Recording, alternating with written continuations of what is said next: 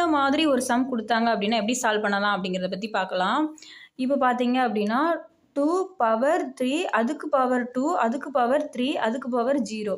First நம்ம அடுக்குகளில் ஒவ்வொரு நம்பரை நம்ம பண்ணிட்டு வரலாம். இப்போ இந்த 2 அடுக்கையும் நம்ம எடுத்து சால்வ் பண்ணோம் அப்படின்னா 2 பவர் 3 அப்படியே வச்சுக்கலாம், அது பவர் 2 அப்படியே வச்சுக்கலாம்.